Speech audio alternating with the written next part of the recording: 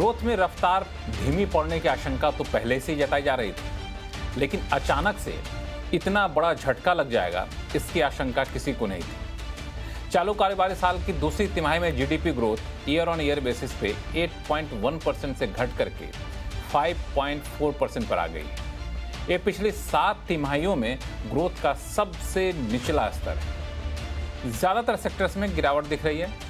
Growth की speed पर सबसे तेजी से ब्रेक लगाने में बड़ी भूमिका निभाई है माइनिंग ने, मैन्युफैक्चरिंग ने, कंस्ट्रक्शन, इलेक्ट्रिसिटी जैसे सेक्टर्स ने। इंडस्ट्रियल ग्रोथ की रफ्तार भी सुस्त पड़ी है। ग्रोथ के रास्ते में बढ़ती महंगाई को बड़ा रोड़ा माना जा रहा है। एफएमसीजी कंपनियों के नतीजों में इसकी झलक पहले ही दिख चुकी है। खासकर शहरों में कंजम्पशन में स्लो डाउन दिख रहा है। जीडीपी के आंकड़ों ने भी इसकी पुष्टि कर दी है। मुख्य आर्थिक सलाहकार जो वित्त मंत्रालय के हैं वी अनंत नागेश्वरन ने भी जीडीपी के आंकड़ों को निराशाजनक बताया है, लेकिन वो आगे चलकर इसमें सुधार की उम्मीद जता रहे हैं। अलग अलग सकारात्मक संकेत दिख रहे हैं, लेकिन ये उम्मीद की बुनियाद कितनी ठोस है, आज आवाज अड्डा में करेंगे इसी पर चर्चा। नमस्कार, मैं हूं लक्ष्मण राव और हमारे साथ जुड़ेंगे अर्थव्यवस्था के हर पहलू से जुड़े अलग अलग मेहमान। उनका परिचय आपसे कराऊंगा। इससे पहले आपको सुनाता हूं कि मुख्य आर्थिक सलाहकार ने जीडीपी के इन आंकड़ों पर क्या प्रतिक्रिया दी है। I think while the actual print of 5.4% in real terms is on the lower side of the expectations, the economy is resilient, as you saw in the case of construction, agriculture, and manufacturing. As I mentioned, 12 of the 23 sectors registering high single-digit growth, etc., and exports performing outside of petroleum products, gems and jewelry performing much better this financial year compared to the last. There is plenty of positive signs to take away in terms of the economy showing resilience.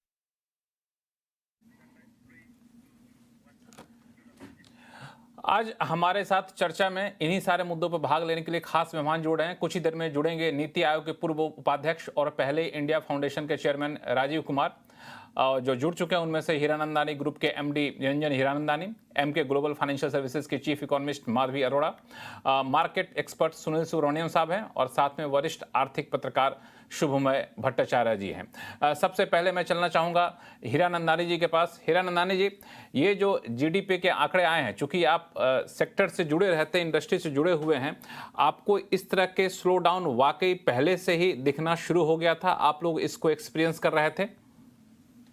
Last quarter में जरा कुछ धीमी हुई थी, लेकिन अब जो return आ रही है देखा जाए तो दिवाली के बाद रियल एस्टेट और कंस्ट्रक्शन सेक्टर में बढ़ोतरी फिर दिख रही है।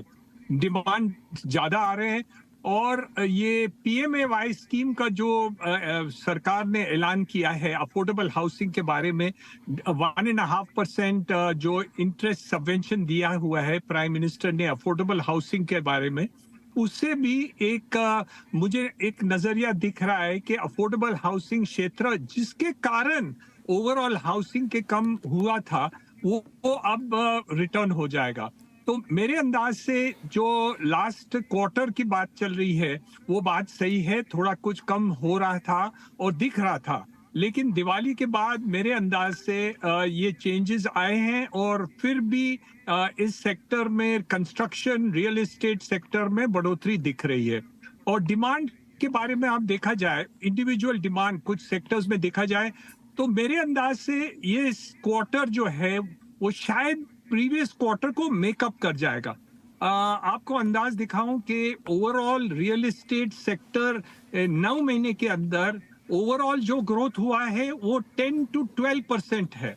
तो ओवरऑल देखा जाए सिर्फ कंस्ट्रक्शन रियल सेक्टर उसमें कम नहीं हुआ, लेकिन हम समझते थे वो 12% से भी ऊपर चले जाएगा और ओवरऑल जीडीपी ग्रोथ को ऊपर ला सकता है। तो हम उम्मीद करते थे कि वो 7.5% है, क्योंकि कंस्ट्रक्शन और रियल एस्टेट बढ़ गया है उसके कारण, और ओवरऑल जीडीपी बढ़ जाएगा। लेकिन दूसरे सेक्टर्स को कम होने के कारण मैं देख रहे हैं कि ये ओवरऑल जीडीपी ग्रोथ कम हुआ है। इसमें निरंजन हीरानंदानी साहब, इसमें दरअसल जो सरकार की तरफ से दलील दी गई है, वित्त मंत्रालय के जो मुख्य आर्थिक सलाहकार हैं, उन्होंने एक लॉजिक और दिया है, और उस लॉजिक को क्या आप बाई करेंगे क्या? उनका कहना है कि कई सारे इन्वेंट्री बहुत ज़्यादा थी अलग अलग सेक्टर के, इस इन्वेंट्री की वजह से वो मैन्युफैक्चरिंग आपको दिखाने रियल ग्रोथ नहीं दिख रहा है, लेकिन अब इन्वेंट्री खत्म हो रही है तो वो ग्रोथ दिखेगा। लास्ट एक साल में रियल एस्टेट सेक्टर में देखा जाए तो इन्वेंट्री काफी कम हो गया है, लगभग 50% ओवरऑल कम हो गया है, बना अनसोल्ड स्टॉक्स अंडर कंस्ट्रक्शन। लेकिन आपकी बात सही है, मैन्युफैक्चरिंग इंडस्ट्रीज में काफी ये रिसेशन दिख रहा है, और जो ओवरऑल डिमांड रूरल एरियाज में है वो कम हो गया था। तो ओवरऑल देखा जाए तो आज की तारीख पे हम बता सकते हैं कि ये ओवरऑल जो ग्रोथ आ रही है वो कम नहीं होगा, लेकिन जो लास्ट क्वार्टर का कम होने का कारण जो है वो हम समझ नहीं पा रहे कि क्यों मैन्युफैक्चरिंग और दूसरे सेक्टर्स और रूरल एरियाज में कम हुआ है। बिल्कुल, ये सबसे बड़ा सवाल है। लेकिन कई अलग अलग जो फर्म थी, अलग अलग कंसल्टेंसी फर्म थी या फिर इकोनॉमिक फर्म थे, वो सब ने काम माना था कि स्लो डाउन आएगा। 6.7% जो था Q1 में वो घट करके 6.5% तक आएगा, लेकिन 5.4% आ जाएगा, इसकी आशंका या फिर कहें इसका अनुमान किसी ने भी नहीं जताया था। माधवी अरोड़ा, मैं आपसे पूछूंगा कि आप लोगों का क्या एस्टिमेट था? ये बिल्कुल चौंका दिया आप सब लोगों को? तो हम लोग भी we were working with 6.3% growth, तो थोड़ा स्ट्रीट से कम ही था, मगर और हमारा मैन्युफैक्चरिंग का भी ग्रोथ कम था, मगर clearly this shock was not expected. While we were looking at the poor earning data as a big indicator for a disappointing manufacturing, but clearly a massive slip जो था सेक्टर का, that was not wasn't envisaged from our end as such. So that was a big shock for us. I mean, apart from that, ठीक है, mining, construction generally सितंबर quarter में कम ही होता है, because बारिश का सीजन था और सरकार भी स्पेंडिंग अपना सितंबर से ही शुरू करी थी. We were expecting थोड़ा सा टेपिड रहेगा ही, मगर we were not expecting कि इतना नीचे जाएगा, 6% के भी नीचे it could slip, which basically means कि आपका even to match a 6.5% GDP growth for the whole year, second half का asking rate आपका 7% से भी ऊपर होगा, which is now looking to be a tough task to really achieve. In fact, आपका nominal GDP growth इस quarter का 8% है, पूरे साल का, पूरे फर्स्ट हाफ का 8.9% है. सरकार ने अपने बजट में भी बहुत ही मॉडेस्ट नंबर लिया था, 10.5% का पूरे साल के लिए. उसको मैच करने के लिए भी मुझे 12% के ऊपर से ग्रोथ चाहिए. So it's a difficult ask, and clearly ये कहीं ना कहीं रिफ्लेक्ट कर रहा है कि आपका जो स्लो डाउन सर्टेन सेक्टर में था वो it's gotten more pronounced, especially the consumption story which is not picked up. और वो एक्चुअली पिछले 2 साल से आप देखेंगे तो urban wages actually slow down हो ही रही थी. Rural were not exciting any which way, but urban wage bills had started correcting. मतलब the peak that we saw in 2023 वो 1.5 साल से नीचे ही आ रहा था. Just took a lag for urban consumption to really get that hit, or that agent is now absent. Government has started picking up, मगर government का भी spending बहुत lagged है. पूरा बजट के हिसाब से वो अगर कैपिटल एक्सपेंडिचर कर पाएगा तो वो भी बड़ी बात होगी इस समय. बिल्कुल. यहाँ पे मैं सुनील सुब्रमण्यम साहब को जोड़ना चाहूँगा. सुनील जी, क्या लगता है जिस तरीके से चाइना फैक्टर की वजह से एफआईज निकल के जा रहे थे, मार्केट में डमाडोल जैसी स्थिति थी, अब धीरे से मार्केट संभलने की कोशिश कर रही थी, लेकिन ये जीडीपी के आंकड़े और ज़्यादा निराशा करेंगे निवेशकों को? बिल्कुल नहीं, मैं मानता हूँ, क्योंकि मार्केट एक लीड इंडिकेटर होता है. ये जो आपने अर्निंग्स में डाउनग्रेड देखे हैं और स्टॉक मार्केट में करेक्शन आई है, ये वाली बात को ऑलरेडी मार्केट ने फैक्टर कर लिया था. और हर कंपनी जो अपनी क्वार्टरली नंबर्स पेश कर रही थी उससे ही ऑटोमेटिकली एक डाउनवर्ड रिवीजन हो गया था. तो मार्केट ने ये एंटिसिपेट किया. मार्केट के लिए ये जो सितंबर वाली डेटा है ये पुरानी डेटा है, मार्केट उसको भूल चुकी है. अभी आने वाले तिमाही में और साल में क्या होने वाला है उसी पे मार्केट का ध्यान होगा. और मैं 2-3 नंबर यहाँ पर पेश करूंगा क्यों मैं कह रहा हूँ कि मार्केट में इतना ज्यादा इंपैक्ट नहीं होगा. फर्स्ट इज, आप सितंबर तिमाही के बाद अक्टूबर वाली डेटा देखें तो मैं कुछ डेटा आपको पेश करता हूँ. कि रिटेल पैसेंजर व्हीकल सेल्स और टू व्हीलर सेल्स दोनों 32% अक्टूबर महीने में बढ़े हैं, नंबर 1। नंबर 2, आप देखें तो जीएसटी कलेक्शन अक्टूबर महीने की करीबन 1.87 लाख करोड़, यानी अक्टूबर 2017 से जो ये सीरीज शुरू हुई थी उसमें सेकंड हाईएस्ट मंथली जीएसटी की कलेक्शन है। और तो एग्रीकल्चर में भी ये तिमाही के नंबर में देखिए एग्रीकल्चर का नंबर्स अच्छे थे, तो इस क्वार्टर में उसका इम्पैक्ट दिखेगा। सेकंड, दिवाली था अक्टूबर एंड में, तो फेस्टिवल सीजन का इम्पैक्ट भी इस तिमाही के नंबर में आएंगे।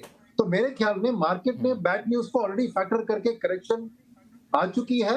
इसके बाद जो आने वाले अक्टूबर वाले डेटा दिख रहे हैं मुझे अच्छे दिख रहे हैं। पेट्रोल कंजम्पशन देखिए करीबन 9% बढ़ गया है, राइट। तो ये सब जो डेटा इस तिमाही के बारे में सामने निकल के आ रहे हैं। और ये भी याद रखिए कि फर्स्ट हाफ ईयर में गवर्नमेंट ने 46.5% ही फिस्कल डेफिसिट को खर्चा किया है, यानी सेकेंड हाफ में 54% उस एक्सपेंडिचर को बढ़ाकर उसको फुल ईयर का जो एस्टिमेट था उन्होंने उसको करना ही है बाकी। तो गवर्नमेंट का लैक ऑफ एक्सपेंडिचर देखिए कैपेक्स के ऊपर, इसके ऊपर एक कारण था इस स्लोडाउन में, क्योंकि मैन्युफैक्चरिंग और माइनिंग के नंबर ही बहुत खराब आए हैं जो गवर्नमेंट रिलेटेड एक्सपेंडिचर के संबंधित है।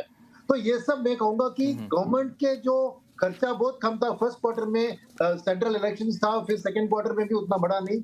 इसका इम्पैक्ट आप सभी सेक्टर में देख रहे हैं और वही सामने दिख रहा है। अब सेकंड चीज ये है कि कंजम्पशन की बात करें तो नेचुरली इन्फ्लेशन, फूड इन्फ्लेशन अक्टूबर में 10-10.5% से ज्यादा आई है। तो इसलिए लो लेवल का कंजम्पशन में अगर महंगाई बढ़ रही है कोर फूड के चीज पे, तो लोगों के पास खर्चा करने पैसा नहीं था। पर आने वाली तिमाही में जैसे ये मॉनसून का इम्पैक्ट दिखता है, आरबीआई का भी मानना है कि फ्यूचर की इन्फ्लेशन घटेगी। तो मेरे लिए मार्केट में उतना खराब इम्पैक्ट नहीं होगा जितना हम जो एनालिस्ट है और इकोनॉमिस्ट है उनकी जो एक डिसअपॉइंटमेंट है, मेरे ख्याल में शेयर मार्केट में इसको ऑलरेडी डिस्काउंट कर चुकी है, क्योंकि मार्केट एक लीड इंडिकेटर होता है ऑफ इकोनॉमिक परफॉर्मेंस। बिल्कुल, ये मार्केट ऑलरेडी इसको डिस्काउंट कर चुकी है। माधवी, मैं आपसे पूछना चाहूँगा, जो सुनील जी ने जो सारे आंकड़े बताएं, इन आंकड़ों के आधार पर क्या हम लोग कह सकते हैं कि 5.4% एक बॉटम है, अब आने वाले Q3 में या फिर क्वार्टर में अब इससे ऊपर ही रहेगा? तो थोड़ा बेस इफेक्ट का बेनिफिट रहेगा आपको इन सर्टेन सेगमेंट्स, मगर आई थिंक सेकेंड हाफ में भी मेरे को लगता है ऑन एन एवरेज आप 6% से ऊपर शायद ग्रो ना कर पाए।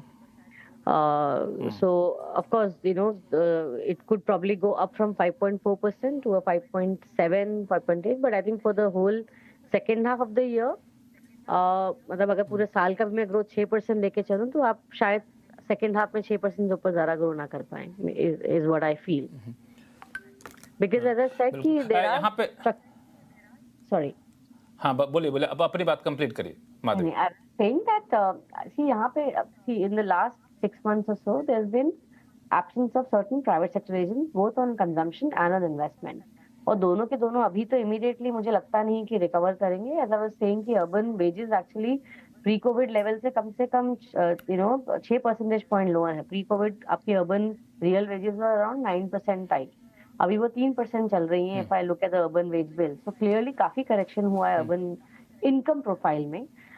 तो वो सेक्टर अभी तक हिट नहीं किया था क्योंकि लेवरेजिंग हो रही थी। अभी सरकार आरबीआई ने भी काफी लेंडिंग स्टैंडर्ड्स टाइटन कर दिए हैं, तो उसका भी कंजम्पशन इम्पैक्ट दिख रहा है हमको, और उसका लैग्ड इफेक्ट हैज स्टेड। अब आपका क्रेडिट ऑफटेक भी कम हो रहा है पर्सनल लोन में, अनसिक्योर्ड लोन में, तो कहीं ना कहीं उसका भी हिट कंजम्पशन में आ रहा है। प्लस प्राइवेट इन्वेस्टमेंट, तो ऑब्वियसली जब कंजम्पशन कमजोर होगा तो इन्वेस्टमेंट भी इतना विगर से नहीं इन्वेस्ट करेगा, so that segment is totally absent. Now public sector which was not there until August of this month had started participating. तो मैं अभी इस बार का फिस्कल डेटा देखती हूँ अक्टूबर मंथ का, सरकार ने स्पेंडिंग तो किया है सितंबर और अक्टूबर में, मगर अक्टूबर की स्पेंडिंग भी लार्जली रेवेन्यू एक्सपेंडिचर में हुई है, कैपिटल एक्सपेंडिचर में नहीं हुई है। तो उनका जो कैपिटल एक्सपेंडिचर आस्क है that is 60% for the remainder of the year. तो वो काफी बड़ा आस्क रेट है अगर सरकार को बजटेड नंबर्स भी पूरे करने हैं। तो सरकार का भी उनका इंक्रीमेंटली कंट्रीब्यूशन बढ़ेगा ग्रोथ में, तो वो ग्रोथ के लिए पॉजिटिव है, मगर काफी हेडविंड्स भी हैं, तो वो आई थिंक डिफिकल्ट होंगी ऑफसेट करना। तो सेकंड, यू मे सी कि this could be like probably a trough in terms of GDP growth, मगर बहुत सेक्युलर अपटिक भी नहीं दिख रहा है हमको यहाँ से। बिल्कुल। मैं शुभ, मैं आपके पास आऊंगा, 1 मिनट सुनील जी कुछ ऐड करना चाहते हैं। सुनील सुब्रमण्यम साहब। आपने शॉर्ट टर्म जीडीपी फोरकास्ट की बात करी तो बेस्ट इंडिकेटर होता है पीएमआई, परचेसिंग मैनेजर इंडेक्स, और अभी अभी अक्टूबर के आंकड़े जो सामने आए हैं उसमें मैन्युफैक्चरिंग का 57.5 आया है कंपेयर टू 56.5 और सर्विसेज का 58.5 आया है कंपेयर टू 57, यानी दोनों मैन्युफैक्चरिंग और सर्विसेज पीआई 1% बढ़ चुके हैं अक्टूबर ओवर सितंबर। और ये परचेस मैनेजर इंडेक्स एक बहुत रिलायबल इंडिकेटर है फ्यूचर जीडीपी ग्रोथ का, तो ये भी मुझे कॉन्फिडेंस दे रही है कि अगले 2 तिमाही में जीडीपी के नंबर इससे बेहतर ही आएंगे। बिल्कुल। शुभ, मैं आपके पास आऊँगा। मेरा सवाल यह है कि सरकार ने मैन्युफैक्चरिंग पे काफ़ी ज़्यादा जोर दिया था, अलग अलग स्कीम लाई थी। इसके बाद मैन्युफैक्चरिंग सबसे बड़ा विलेन साबित हुआ जीडीपी ग्रोथ को इस लेवल तक लाने में। आपको क्या लगता है कि इलेक्शन, मॉनसून, ये सब एक वजह थी जिसकी वजह से थोड़ी सी यहाँ पे नकारात्मक संदेश गया है? आने वाले चीज़ों में अब ये बेहतर हो पाएंगी?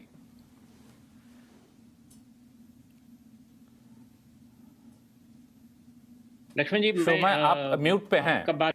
हाँ नहीं, अभी आपको मेरा आवाज मिल रहा है? हाँ, बिल्कुल मिल रही है आवाज आपकी। राइट। तो मैं ये कह रहा था कि मैन्युफैक्चरिंग की जो बात आप कर रहे हैं वो और जो सीजनल फैक्टर्स है दोनों अलग अलग है और उसको मैं अलग अलग से देखता हूँ।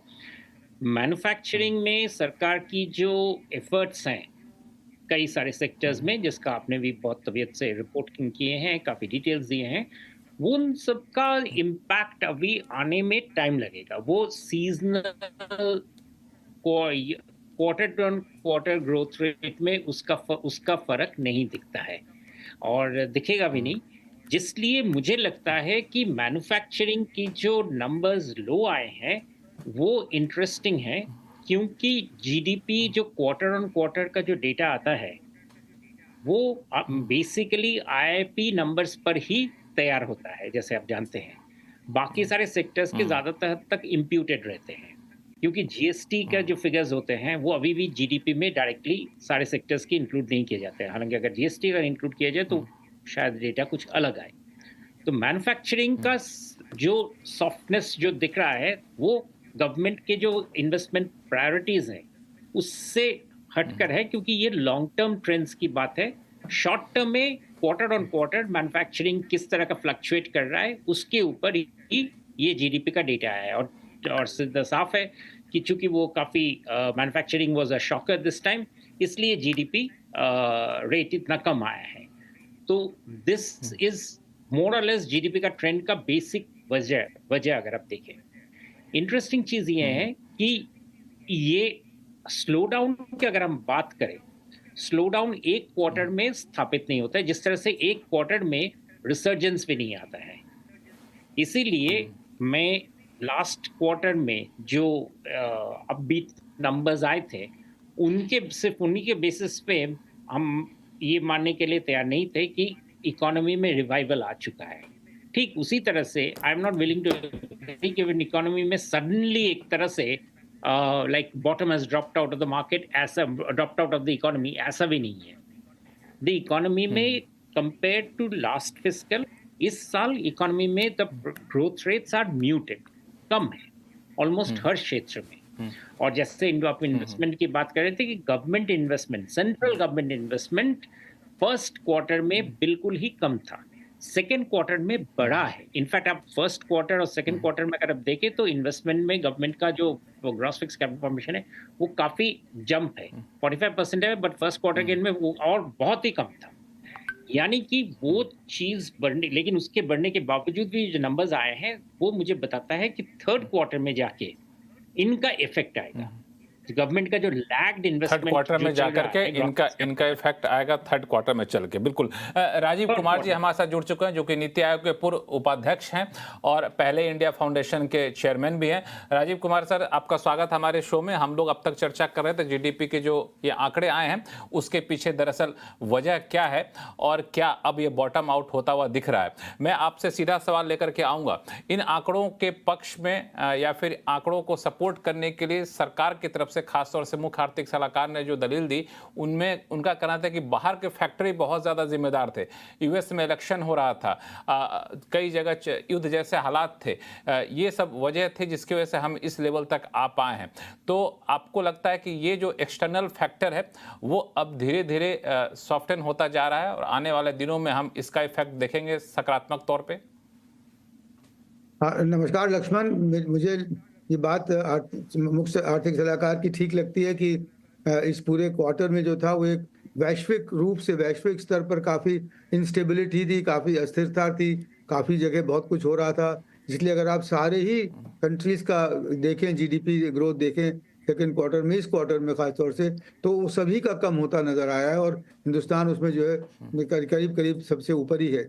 और आगे, और इसमें क्योंकि यूएस इलेक्शन हो गया, मानसून आ गई, लड़ाइयाँ दो बहुत ज़बरदस्त लड़ाई चल रही है वगैरह, सप्लाई चेन जो थे वो काफ़ी जो है वो मैसअप हो गए सब जगह से।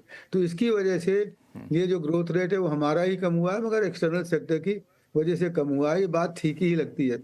और क्योंकि अक्टूबर के आंकड़े जो मैंने अभी देखे थे हाल में, वो है कि वो उसमें सब में ही करीब करीब उछाल आया है और ग्रोथ आई है। तो अगर इसलिए आप अप्रैल टू अक्टूबर का आंकड़ा देखें और जो है वो और जुलाई सितंबर से उसको मिलाएं, तो आप देखेंगे कि अप्रैल से 6 महीने का जो आंकड़ा है वो थोड़ा बेहतर है बनिस्बत सेकंड क्वार्टर के, जो कि ये दर्शाता है कि हमारी जो बॉटमिंग थी, हमारी इकोनॉमिक ग्रोथ थी, वो मेरे ख्याल में ख़त्म हो गई। और वी कैन, और हमें उम्मीद करना चाहिए कि थर्ड क्वार्टर और फोर्थ क्वार्टर में हमारी अर्थव्यवस्था फिर से जो है वो और तेज़ी से बढ़ेगी। बढ़ी अभी भी 5.2 से है, तो ऐसा नहीं है कि बिल्कुल ख़त्म ही हो गई है, मगर और आगे बढ़ेगी मेरे खासतौर से, क्योंकि अब खरीफ का जो अनुमान आया है बड़ा अच्छा आया है कि एग्रीकल्चर ग्रोथ का अच्छी बढ़ गई, तो उससे रूरल डिमांड बढ़ जाएगी।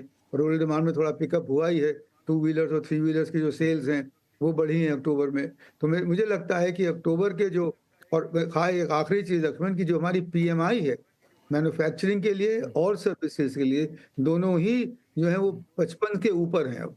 और 50 के ऊपर जब होती है तो कहते हैं कि एक्सपेंशन होगा उन सेक्टर्स में। इन सब चीज़ों को देखते हुए मुझे यकीन है कि जो हमारा जो मतलब the worst is behind us, और आने वाले दिनों में हमारी अर्थव्यवस्था में तेज़ी आएगी और बढ़ोतरी होगी। बिल्कुल, मैं अभी आऊँगा निरंजन हीरानंदानी जी के पास, जो कि हीरानंदानी ग्रुप के MD हैं, लेकिन उससे पहले राजीव सर आपसे एक सवाल और कि इन सारे पॉजिटिव इंडिकेटर को आपने देखा, अभी सुनील सुब्रमण्यम साहब थे, उन्होंने भी पॉजिटिव इंडिकेटर बताए, लेकिन जो आंकड़े अभी सरकार की तरफ से निकाले गए हैं उसमें अभी भी जो कंजम्पशन है या फिर डिमांड है वो खास तौर से अर्बन इलाकों में अभी भी थोड़ा सा सबड्यूड है, मतलब उस तरीके से बहुत उत्साह वहाँ पर देखने को मिल नहीं रहा है। तो ये कंसर्न अभी भी है और इस कैसे दूर होगा, इसके कोई संकेत अभी मिल नहीं रहे हैं। ये कितनी बड़ी चिंता राजीव जी? इसमें ये बात है कि हमारा पोस्ट कोविड पीरियड था, उसमें अर्बन डिमांड का एक्सप्लोजन हुआ था बिल्कुल, क्योंकि बल्कि सप्रेस डिमांड थी, बहुत तेजी से बहुत बढ़ी थी, और उस तेजी से उसको बढ़ते रहना मेरे ख्याल में असंभव ही था। तो इसलिए वो थोड़ा धीरा हो गई है। अगर ये हीरानंदानी जी जरूर बताएंगे कि रियल एस्टेट में वो डिमांड फिर से बढ़ने लगी है। अभी मैं हाल में ही एक फैमिली अवार्ड फंक्शन में था, CNBC का जो रियल एस्टेट अवार्ड था उसमें था। उसमें सब जगह से ये सूचना आ रही है कि रियल एस्टेट की जो है वो मांग फिर से बढ़ रही है, प्राइसेस फिर से बढ़ रहे हैं, जो कि दिखाता है कि अर्बन डिमांड भी अब थोड़ा सुदृढ़ होने लगी है। ये आखिरी चीज में ये है कि जो वेज ग्रोथ है वो उतनी नहीं है अभी अर्बन में जितनी होना चाहिए, जिससे कि डिमांड और बढ़े। तो ये जो, और खासतौर से इसीलिए मनीष अग्रवाल जैसा कहते हैं कि हिंदुस्तान में it is not an unemployment but a wages problem. तो अगर वो वेज लेवल हमारे बढ़ जाएंगे, और जो कि PLFS दिखाता है कि बढ़ रहे हैं, और उसमें जो है वो अनएम्प्लॉयमेंट भी कम हो रहा है, तो मुझे लगता है उसकी वजह से अर्बन डिमांड में भी जो है वो जरूर दृढ़ता आएगी और अर्बन डिमांड भी आगे बढ़ने लगेगी। बिल्कुल, आप हमारे साथ बने रहिए। मैं आप ही के सवाल को लेके हीरानंदानी साहब के पास जाऊंगा। आपको इस बात का एहसास अब मिल रहा है क्या कि अब वाकई ग्रोथ डिमांड कह सकते हैं कि अर्बन डिमांड अब पिक करना शुरू कर दिया है? क्योंकि आप ऐसे सेक्टर से जहां पे हर सेक्टर में डिमांड बढ़ता है तो आपको एहसास होने लग जाता है, तो उसका एहसास होने लगा क्या? और दूसरा, जो वेज ग्रोथ की बात राजीव कुमार जी ने कहा अभी, वो कितना बड़ा कंसर्न है? राजीव कुमार साहब ने जो अभी कहा वो बहुत सही है। हमारे रियल एस्टेट इंडस्ट्री में डिमांड की इंक्रीज हम समझते हैं कि लगभग 12 to 14% आप देख रहे हैं, और उसके कारण भी मैं समझता हूँ इम्प्रूवमेंट है। दूसरी बात रही सेंट्रल गवर्नमेंट के पहले इलेक्शन रहे, उसके बाद में हमारे महाराष्ट्र में हुए, और आज के तारीख पे आप इंफ्रास्ट्रक्चर देखते हैं जैसे हाईवेज के हैं, कुछ बीच में कम हो गए थे और फिर उनको शुरुआत कर दी है। महाराष्ट्र में ये इलेक्शन के कारण काफी पेमेंट्स नहीं हुई है और उसके कारण भी कुछ स्लो डाउन दिख रहा था। अभी ये नई सरकार आ गई है तो मेरे अंदाज से ये भी फर्क पड़ जाएगा। दूसरी बात रही, लोग उम्मीद रख रहे थे कि कुछ ब्याज में इंटरेस्ट रेट्स कुछ कम हो जाएंगे, वो नहीं हुए। तो मेरे अंदाज से काफी जो कंजम्पशन पैटर्न है उसमें जो कम हुआ है, आरबीआई भी काफी कठोर रहा है कि आप जो इंडिविजुअल क्रेडिट है एनबीएफसी जो भी हैं करते हैं उनको आप पैसे कम दीजिए, तो उसके हिसाब से उन्होंने भी कुछ टाइटनेस कर दीजिए। तो ये 2-3 जो बातें साथ साथ में हुई उसके कारण शायद जो जीडीपी के ग्रोथ है उसमें कुछ कम हुआ है। लेकिन मैं आपको 100% ये बता सकता हूं कि नेक्स्ट क्वार्टर में आपके जो आंकड़े आएंगे रियल एस्टेट में और कंस्ट्रक्शन के जो आएंगे वो काफी ऊपर होंगे। आपको चौंक जाएंगे कि ये कितना इंक्रीज हो गया है। आज की तारीख में जितने भी प्रोजेक्ट्स अब मार्केट में उतर रहे हैं वो सब सोल्ड आउट हो जा रहे हैं। कुछ भाव थोड़े कम हुए भी हैं, लेकिन ओवरऑल जो ग्रोथ स्टोरी है वो शायद आप चौंक जाएंगे। दिल्ली का आपको डीएलएफ के बारे में तो आया था, अभी यहाँ बॉम्बे में भी अब हमारे 2 प्रोजेक्ट्स जो रिलीज हो गए उसमें भी काफी डिमांड चौंका जाए, और 2 बेडरूम 3 बेडरूम 4 बेडरूम सब बातें में आज सेल्स कंप्लीट आ गए। तो मैं नहीं समझता हूँ कि ये overall real estate construction development, हाँ मैन्युफैक्चरिंग में कुछ कमी हुई है, लेकिन वहां भी आप देखा जाए तो ओवरऑल जो कैपेसिटी जो है मोस्ट कंपनीज की कैपेसिटी ऑलमोस्ट 50, 70, 80% तक आ चुकी है। तो that is a time for growth. But यहाँ रिजर्व बैंक ऑफ इंडिया जब तक इसको ब्याज को कम नहीं करेंगे, मेरे अंदाज से जो ग्रोथ स्टोरी हम कर सकते हैं वो नहीं होने वाला। तो ये एक और देखिए अफोर्डेबल हाउसिंग PMAY स्कीम, यहाँ 1 करोड़ घर अर्बन में और 2 करोड़ रूरल में अनाउंस किया, वहां 1.5% राहत देंगे 10 साल के ऊपर, और ओवरऑल 60,000 करोड़ की ओवरऑल स्कीम अनाउंस हो चुके हैं और वो अब मार्केट में पैसे आएंगे। तो मेरे अंदाज से ये ओवरऑल देखा जाए तो ये क्वार्टर में आपको बढ़ोतरी देखेंगे। मेरे अंदाज से वापस हमारे 7.5% जो बोलते हैं उसके वहां जाएंगे। ये 4.5 5.2 जो अभी हुआ है वो आपको नेक्स्ट क्वार्टर में नहीं दिखेगा। बिल्कुल हीरानंदानी साहब, आप तो एक ऐसे मुद्दे को छेड़ दिए जिसको मैं शो के आखिरी हिस्से में ले जाना चाहता था, वो था रिजर्व बैंक के ऊपर जब जिम्मेदारियां बढ़ गई हैं। इसी सवाल को लेकर मैं राजीव कुमार सर के पास जाऊंगा। राजीव सर, क्या लगता है कि अब इस हालात पे कई सारे इंडिकेटर हैं जो पॉजिटिव साइन दे रहे हैं, लेकिन जब हम 7% और रिजर्व बैंक खुद 7.2% ग्रोथ का अनुमान दे चुका है, और ऐसे में आपको लगता है 5.4% आने के बाद अब रिजर्व बैंक के ऊपर थोड़ी सी जिम्मेदारी बढ़ गई है कि वो इन्फ्लेशन को थोड़ा सा दरकिनार करे, क्योंकि वैसे भी सारे आइटम में इन्फ्लेशन है नहीं, अब वो कुछ पॉलिसी सपोर्ट दे ताकि ग्रोथ ज्यादा तेजी से हो और मेकअप कर ले बाकी क्वार्टर में? लक्ष्मण, ये बात बिल्कुल ठीक है कि अब तो रिजर्व बैंक पर थोड़ी जिम्मेवारी बढ़ गई है, प्रेशर भी बढ़ गया है, और अगर उसमें एक आंकड़ा जो अभी इसमें देखा गया है कि इस क्वार्टर में बैंक की क्रेडिट ग्रोथ कम हो गई है, डिक्लाइन हो गई है।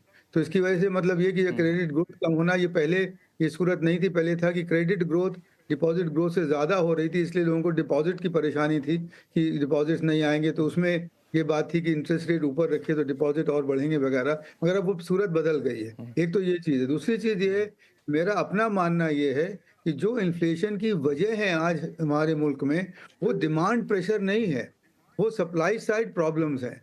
कि मतलब कि फूड ग्रेन्स की अवेलेबिलिटी या किसी वेजिटेबल्स की कमी जो वगैरह, जो ये सारी सप्लाई साइड की बहुत सारी प्रॉब्लम हैं, अधिकतर वो आपको दिखता है फूड इन्फ्लेशन में। अगर उसको आप हटा दें और कोर इन्फ्लेशन देखें तो काफ़ी कम है। सप्लाई साइड की प्रॉब्लम्स इंटरेस्ट रेट बढ़ाए रखने से, मॉनेटरी कंडीशन टाइट रखने से नहीं सॉल्व होती हैं। वो तो डिमांड साइड की प्रॉब्लम सॉल्व करने की बात है। डिमांड जो है वो तो आप देख रहे हैं कि जो फाइनल कंजम्पशन एक्सपेंडिचर ग्रोथ है वो बहुत मॉडरेट हो गई है, वो नहीं आगे बढ़ रही है। और खास अगर अगर और फाइनल कंजम्पशन एक्सपेंडिचर अगर नहीं बढ़ रही है तो इसलिए जाहिर है कि उसको खर्चा करने के लिए जो है वो एक्सपेंशन होना चाहिए और लूज मॉनेटरी पॉलिसी होना चाहिए बनस्बत की टाइट मॉनेटरी पॉलिसी की। तो मेरे ख्याल में लबोलुआब ये है कि अब समय आ गया है कि जो अब दिसंबर की मीटिंग हो मॉनेटरी पॉलिसी कमेटी की, उसमें जो एक्सटर्नल मेंबर्स कह रहे हैं उनकी बात ज़्यादा सुनी जाए और इंटरेस्ट रेट की कटौती करने की बात अब होनी ही चाहिए कटौती इस समय दिसंबर में, और उसको मार्च तक या फरवरी तक डिले करने की मेरे ख्याल में तो इस समय दरकार नहीं है। बिल्कुल राजीव कुमार जी, एक सवाल और बनता है कि रिजर्व बैंक के ऊपर जिम्मेदारी तो है, लेकिन जो कैपेक्स डाउन हुआ है, सरकार की तरफ से भी कैपेक्स ग्रोथ गिरा है, इस पर सरकार की जिम्मेदारी क्या बनती है, वो सवाल आपके पास लेकर आऊंगा। लेकिन इससे पहले माधवी अरोड़ा से पूछ लेता हूं। माधवी, एक आम राय निकल करके सामने आ रही है, हीरानंदानी साहब हों या राजीव कुमार जी हों, दोनों लोगों का मानना है कि रिजर्व बैंक को अब समय आ गया है कि अब ग्रोथ पर फोकस करे, और ग्रोथ को अगर तुरंत इमीडिएट कोई पुश दे सकता है तो वो है रिजर्व बैंक, अपने रेट को कम करके या फिर लिक्विडिटी बढ़ा करके। आप लोगों का क्या मानना है? तो क्लियरली आरबीआई थोड़ा ज्यादा एस्टिमेट कर रहा था ग्रोथ को। पिछले एक साल से हम लोग काफी लो थे ग्रोथ में, हमारा अपना फोकस 6.5% था। ऑलमोस्ट एक साल से हम लोग envisage कर रहे थे कि the consumption in urban sector is likely to slow down given the way the urban wages were slowing, and it has played out specifically the last 6 months or so। और उसका काफी रीजन ये भी था कि आरबीआई ने आज unsecured lending standards tight किए हैं, that has clearly hit the consumption at the same time जब urban income profile भी थोड़ा सा कम हो गया है। As I was saying कि urban wages on a real basis are now probably growing less than 3% versus say 8-9% on an average in the pre-COVID period। तो concoction of 2 or 3 things of which RBI का काफी role रहा है, जहाँ पे उसने जो लेवरेजिंग हो रहा था उसे काफी और टाइटन किया for the house hold sector. तो मेरे ख्याल से रेट कट से ज्यादा आरबीआई और हायर रिलेटिवली हायर रेट से ज्यादा आरबीआई का कंट्रीब्यूशन रहा है नेट फाइनेंशियल लेंडिंग्स को टाइटन करने का, which has basically led to much lower unsecured lending or personal loan growth in general। I think apart from cutting rate, whenever RBI starts to commence the rate cut cycle, I think उनको थोड़ा सा ease करना पड़ेगा regulatory norms को भी, जहाँ पे थोड़ा risk taking abilities of banks as well as NBFCs could actually increase to ensure that some kind of a household leveraging or credit offtake is still there in the system, because India में credit penetration अभी भी काफी लो ही है। तो मेरे ख्याल से थोड़ा वहां से टाइटनिंग ज्यादा हो गया था। Rate cut clearly somewhere it is required, but I am not sure कितना डीप साइकिल होगा रेट कट का, because inflation is still a worry at this point in time. और फूड इन्फ्लेशन इस बार जरा ड्रैग हो गया है। जनरली नवंबर month में आप वेजिटेबल प्राइसेस का इतना हाई इतना महंगाई नहीं देखते हैं इन पेरिशेबल गुड्स। वो काफी ज्यादा हिट करेगा आरबीआई के फोरकास्ट को। तो प्रॉब्लम क्या है, वो स्टैगफ्लेशनरी इशू आ गया, because inflation is still sticky, in fact it's gone up. In fact अभी भी मैं मंडी प्राइसेस देख रही हूँ तो food inflation is a big worry. On the other hand आपका ग्रोथ स्टोरी अब थोड़ा टेपर हो गया है। आरबीआई तो 7% के ऊपर काफी लंबे समय से फोकस करके रखा था। क्लियरली अब उनसे अगले हफ्ते जब वो मिलेंगे, when the RBI meets for its policy, they will clearly be cutting their growth forecast। Will that lead to an immediate rate cut? I'm not sure, but definitely it is adding a new layer of discussion within the RBI, that their reaction function has to now sort of accept the fact that they were looking at a much higher growth story than was the case। तो clearly pressurise करता है RBI को। Immediately होगा कि नहीं rate cut मुझे पता नहीं, मगर शायद regulatory norms in terms of एक दबाव बनेगा। हाँ, बिल्कुल। ये रेगुलेटरी नॉर्म्स जो है लेंडिंग पैटर्न को लेके ये एक बड़ा मुद्दा रहा है। पिछले कई क्वार्टर से मैं देख रहा हूँ समय-समय पे एनबीएफसी जो माइक्रो फाइनेंस इंस्टीट्यूशन हैं, उन सब के लेंडिंग नॉर्म्स को काफ़ी ज़्यादा सख्त किया है आरबीआई ने। इसका असर वाक़ई ग्राउंड पे दिख रहा है, इस पे मैं आऊँगा। लेकिन एक सवाल मैं सुनील सुब्रमण्यम साहब आपसे लेना चाहूँगा कि ये जो आरबीआई से रेट कट की उम्मीदें अब बढ़ गई है, आपको क्या लगता है कि दिसंबर मीटिंग में इस पे फैसला लेगा आरबीआई, या फिर आपको लगता है कि अगले मीटिंग तक टल जाएगा ये?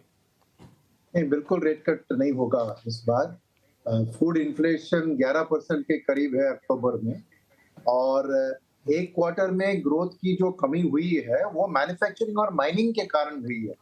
बाकी आप देखें even private consumption last year से अभी 6% compare to last year was about 4%। और इसीलिए, और अगर रेट की कट की बात है डिमांड को ग्रो करने के लिए, तो रेट सेंसिटिव सेक्टर दो मैं पॉइंट आउट करूँ। इस क्वार्टर में कंस्ट्रक्शन सेक्टर जो रियल एस्टेट रेट सेंसिटिव होता है 7.7% ग्रोथ हुआ है। सेकंड, मैंने अक्टूबर में आपको ऑटोमोबाइल जो सब ईएमआई पर ही खरीदते हैं, वहां पे 32% का पैसेंजर से टू व्हीलर और पैसेंजर व्हीकल का सेल्स हुआ है। तो मेरा ये मानना नहीं है कि रेट के कारण ग्रोथ नहीं हो रही है। इनफैक्ट प्रॉब्लम क्या है, इन्फ्लेशन का प्रॉब्लम जो है उसके कारण कंज्यूमर सरप्लस कम हो रहा है। तो बॉटम ऑफ द पिरामिड में आपको कंजम्पशन घट रही है, मगर हाई वैल्यू आइटम्स जैसे घर और बड़ी गाड़ियां ये तो बिक रही है, तो वहां पे कोई रेट्स का इम्पैक्ट नहीं आएगा। तो मेरे ख्याल में मिनिस्टर के जरिए और मार्केट के जरिए दबाव जरूर है आरबीआई के ऊपर रेट कट करने के लिए, मगर आरबीआई का मेन फोकस इन्फ्लेशन है, और अभी भी सीपीआई का 6.2 है, उनके कंफर्ट जोन से बहुत बहुत आगे है। तो ये दिसंबर 6 में शायद वो लिक्विडिटी के बारे में कुछ कर सकें, क्योंकि आज नेगेटिव लिक्विडिटी, क्योंकि आरबीआई अपना लिक्विडिटी को रुपये को डिफेंड करने में इस्तेमाल कर रही है, तो थोड़ा लिक्विडिटी का शॉर्टेज है, थोड़ा लिक्विडिटी के बारे में थोड़ा ईज करने की अकोमोडेशन कुछ कर सकती है। मगर दिसंबर 6 के पॉलिसी में बिल्कुल रेट कट नहीं होगा। फरवरी की पॉलिसी अभी बहुत जल्दी है कहने के लिए, क्योंकि मेरे ख्याल में ये अगले तिमाही के जीडीपी के आंकड़े आपको और बेहतर आ जाएंगे, तो ग्रोथ का इतना प्रेशर नहीं होगा आरबीआई के ऊपर रेट कट करने के लिए। तो तब देखते हैं कि ये मॉनसून का जो फूड आउटपुट से अगले तिमाही में अगर इन्फ्लेशन घटता है और उसके रबी क्रॉप के कारण फ्यूचर इन्फ्लेशन भी कम दिखता है, तभी आरबीआई फरवरी पॉलिसी में रेट कट के बारे में सोच सकती है। अब के लिए मेरे ख्याल में ये मैटर दिसंबर 6 को ये जस्ट एक क्वार्टर का ड्रॉप है, और मैन्युफैक्चरिंग माइनिंग के कारण जहां पे रेट्स का कोई इम्पैक्ट नहीं होता है मेरे ख्याल में। हाँ, ठीक है। राजीव कुमार जी, जो कैपेक्स ग्रोथ देखने को मिला है उसमें भी एक अच्छी खासी गिरावट आई है Q1 के मुकाबले। तो और जाहिर तौर पे सरकार इलेक्शन मोड में थी, तो उस टाइम बहुत ज़्यादा कई सारे प्रोजेक्ट या डिसीजन नहीं हो पा रहे थे। तो अब सरकार का दबाव बनेगा कि जो चालू कारोबारी साल के बाकी बचे हुए जो महीने हैं उसमें कैपेक्स में तेजी लाई जाए? लक्ष्मण, ये दबाव तो बनेगा ही, और सरकार कोशिश भी करेगी कि केपेक्स को और जल्दी से बढ़ाए, क्योंकि जो एक्सपेंडिचर की ग्रोथ है और फिस्कल टोटल और फिस्कल डेफिसिट जो है दैट इज वो भी काफ़ी as a percentage of total fiscal budgeted deficit वो कमी है। मगर मैं दो बातें कहना चाहता हूँ इसके अलावा, वो ये कि मैंने जैसे पहले भी कहा था कि इन्फ्लेशन फूड इन्फ्लेशन से है। फूड इन्फ्लेशन कतई भी कभी डिमांड एक्सेस डिमांड से नहीं होता है, वो सप्लाई साइड प्रॉब्लम है। आप इंटरेस्ट रेट और बढ़ा के जो बॉटम 80% का तबका है उसका आप फूड कंजम्पशन कम नहीं कर सकते हैं। तो वो food inflation monetary is not a monetary phenomena, unlike most monetarists would like to believe कि जो है वो inflation is only a monetary phenomena. Supply side problem है, उसको देखना चाहिए। कोर इन्फ्लेशन कम हो गया है। दूसरी चीज ये है कि पब्लिक केपेक्स कभी भी ग्रोथ को बहुत देर तक ट्रिगर और सस्टेन नहीं कर सकती। It is the private investment which is going to be the driver of, जो कि जो निजी निवेश है उसी को बढ़ाने की जरूरत है, और उसके लिए क्या करने की अभी जरूरत है उसको हमें देखना चाहिए। और उसमें एक खास चीज होगी कि आप इंटरेस्ट रेट कम करें, जैसे कि निवेश की कैपिटल कॉस्ट कम हो, जिससे कि लोग ईएमआई ज्यादा ले सके। और अगर टॉप ऑफ द मार्केट, जैसे सुब्रमण्यम साहब कह रहे थे कि अभी 4 व्हीलर्स वगैरह में ग्रोथ ज़्यादा है, मगर ये भी तो है ना कि जो बॉटम ऑफ द मार्केट है, जो 2 व्हीलर्स हैं और जो छोटी गाड़ियां हैं और जो छोटे घर हैं, उनकी भी तो डिमांड अगर नहीं बढ़ेगी तो मेरे ख्याल में जो ये सिर्फ टॉप ऑफ द पिरामिड की डिमांड से तो ग्रोथ इकॉनमी नहीं बढ़ पाएगी, और ना कैपेसिटी यूटिलाइजेशन बढ़ेगा। तो इस समय निजी निवेश को तेज करने की आवश्यकता है। पब्लिक केपेक्स जो था बढ़ेगा थोड़ा बहुत, मगर वो केवल वो सिर्फ 30% होता है, 70% तो निजी निवेश होता है। तो इसलिए मेरी राय में तो इस समय रिजर्व बैंक को दिसंबर में ही रेट कम करना चाहिए और लिक्विडिटी भी थोड़ी सी रिलैक्स करना चाहिए। बिल्कुल निरंजन साहब, 1 मिनट आपके पास आ रहा हूँ, हमें ब्रेक लेना पड़ेगा क्योंकि बार बार प्रोड्यूसर साहब कह रहे हैं ब्रेक पे चले जाइए। ब्रेक के बाद तुरंत लौटता हूँ, फिर मैं आपके पास आऊँगा हीरानंदानी साहब। लौटते हैं छोटे से ब्रेक के बाद, कहीं जाइएगा नहीं।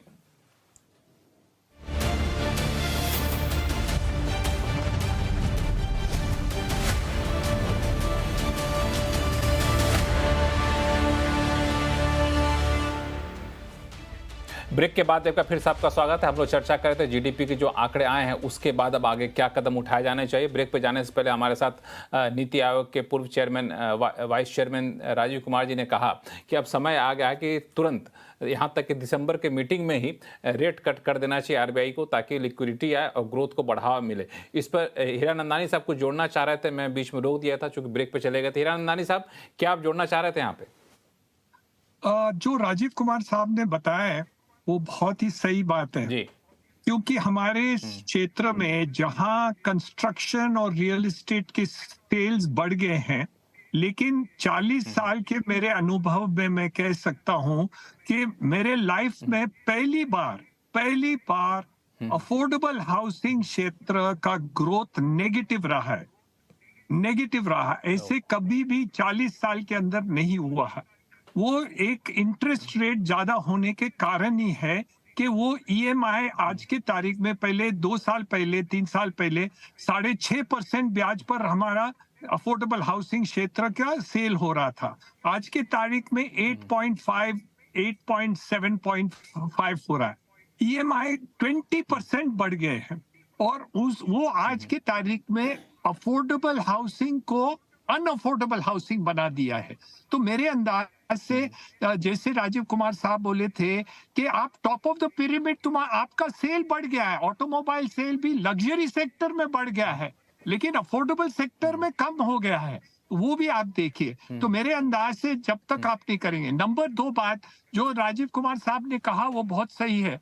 आप बता रहे हैं कि फूड इन्फ्लेशन बढ़ा हुआ है, कि आप ब्याज बढ़ाने से आपका फूड इन्फ्लेशन कम नहीं होने वाला है, वो सप्लाई साइड प्रॉब्लम है। तो हम आज के तारीख में जो माध्यम हम इंटरेस्ट रेट हाइक के हिसाब से फूड इन्फ्लेशन को कंट्रोल करना चाहते हैं, वो अब नहीं हो सकता। तो मेरे अंदाज से दोनों कारण एक है कि आपको lower end of the economy को आपको सपोर्ट करना है। हाँ, लग्जरी सेक्टर में आपको जो बढ़ोतरी दिख रही है वो तो होने वाला ही है, उसमें कोई प्रॉब्लम नहीं है और दो मत नहीं है और वो सेल हो रहा है।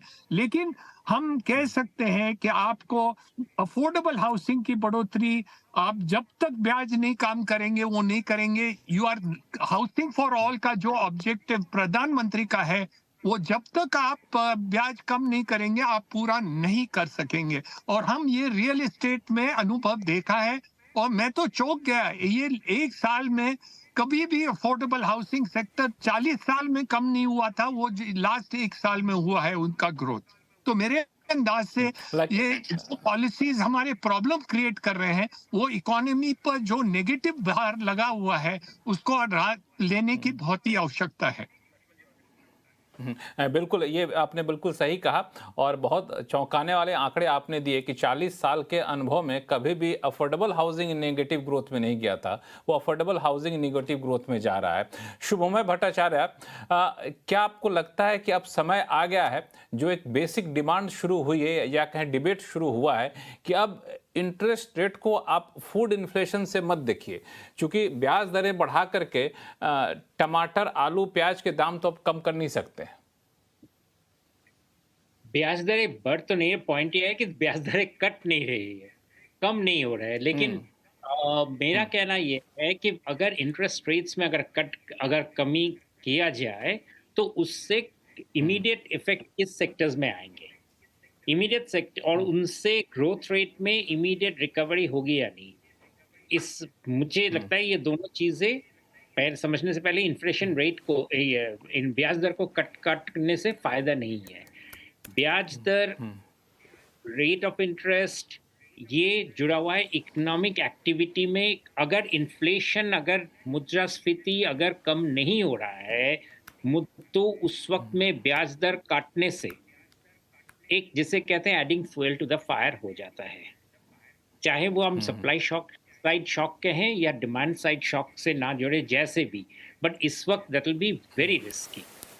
मेरा कहना ये है कि वेज ग्रुप, जब तक वेज रिकवरी, मोनिका जी कह रही थी वेज रिकवरी जब तक सस्टेन नहीं होता है तब तक आपके कंजम्पशन बहुत ज्यादा नहीं बढ़ रहे हैं, and that is a primary weakness economy का। दूसरा चीज इस वक्त है कि मैं पहले भी जो मैं कह रहा था कि अप साइड था, अभी लो डाउन हुआ है। इससे डेटा से ये पता चलता है कि इकोनॉमी में अभी भी स्टेबिलिटी ग्रोथ की तरफ नहीं आया है। उसका वजह कुछ और है, वो है लॉन्ग टर्म मैन्युफैक्चरिंग सेक्टर में इन्वेस्टमेंट्स नहीं हो रहा है।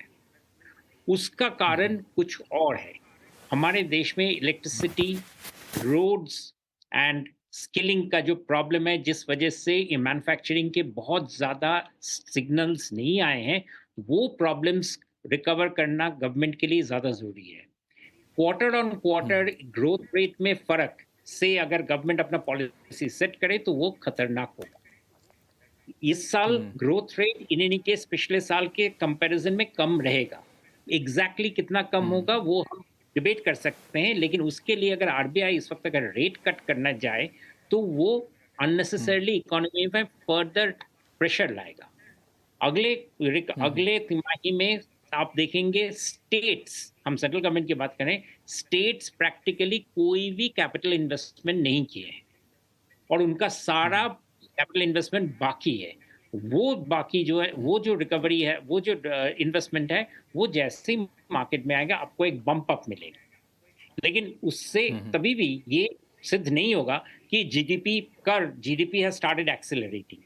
जीडीपी में कंजम्पशन की जो वीकनेसेस हैं, इन्वेस्टमेंट्स में जो लॉन्ग टर्म रिकवरी की जो वीकनेसेस हैं, उसके तरफ काम करने की जरूरत जो है वो मैं मानता हूँ सरकार सही काम कर रहे हैं कि pushing away the cobwebs, ease of doing business, बहुत सारी चीजें कर रहे हैं।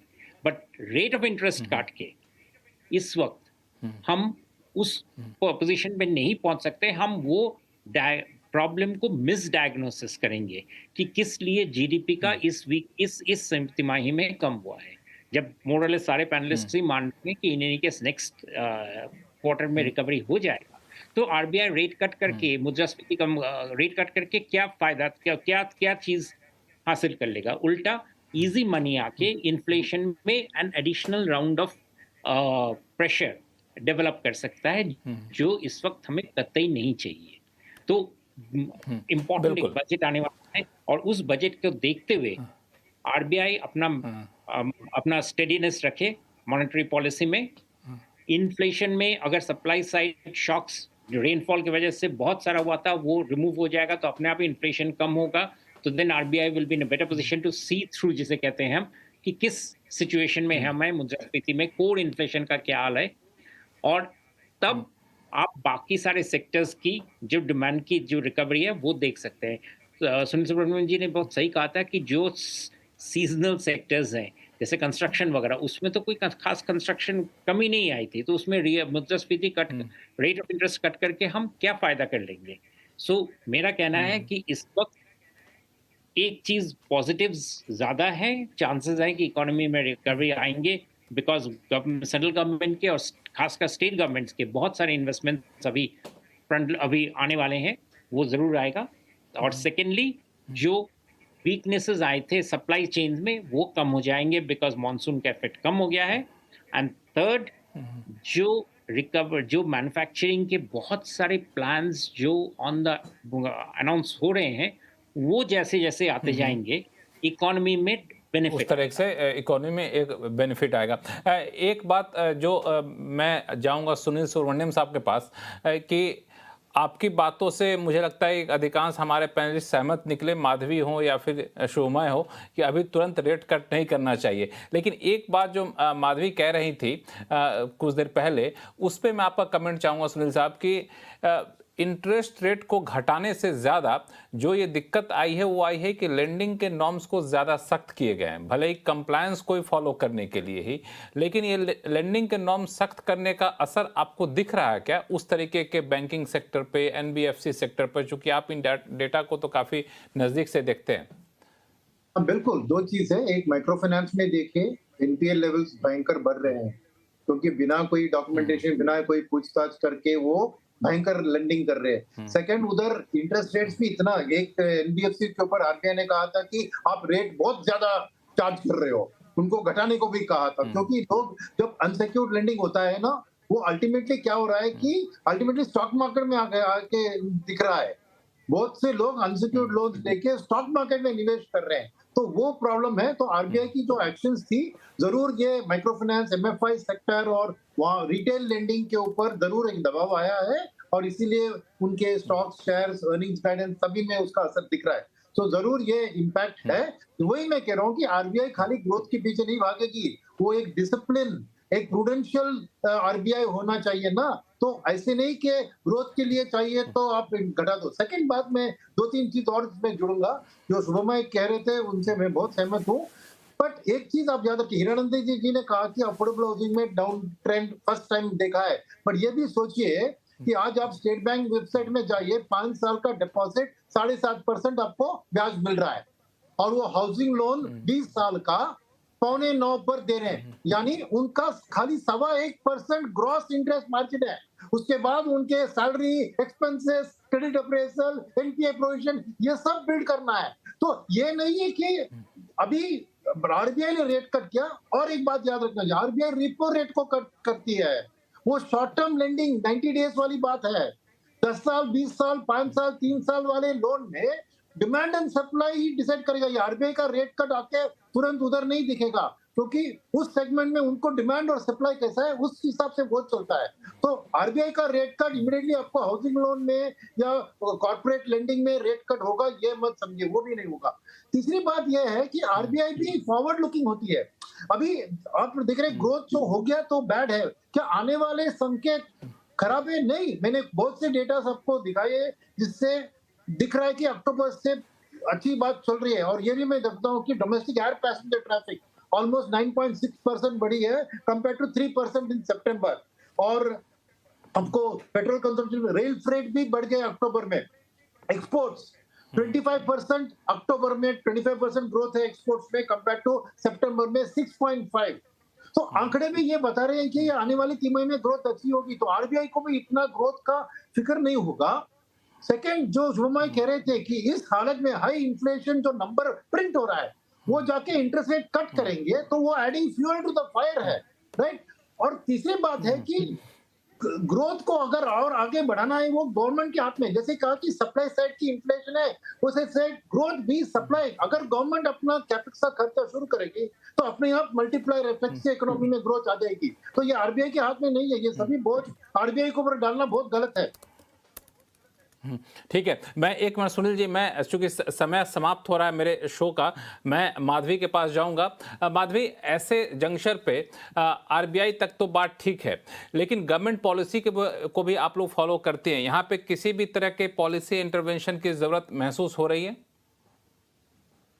As one of my panelists was talking about, the government के पास ऑलरेडी बहुत पाइपलाइन है स्पेंड करने का, वही वो पूरा कर दे तो गनीमत होगा अभी तो फिलहाल, because they are lagging in terms of the catch up, right. So as I was mentioning, अगले 6 महीने, अगले 4 महीने में 60% से ऊपर उनको कैपेक्स करना पड़ेगा growth to match their own budgeted numbers. वो उनका जो आस्किंग रेट ही बहुत हाई है स्पेंडिंग के लिए at this point in time. तो अगर वो अपना फिजिकल स्पेंडिंग प्रोफाइल ही पूरा कर ले, वो ही बड़ी बात होगी अभी के लिए। मगर क्लियरली अगर ये बहुत प्रोनाउंस्ड होता है slow down, so they may think about certain tweaks here and there in say income taxes, but I don't think immediately कुछ आप policy measures देखेंगे except for government accelerating its spend.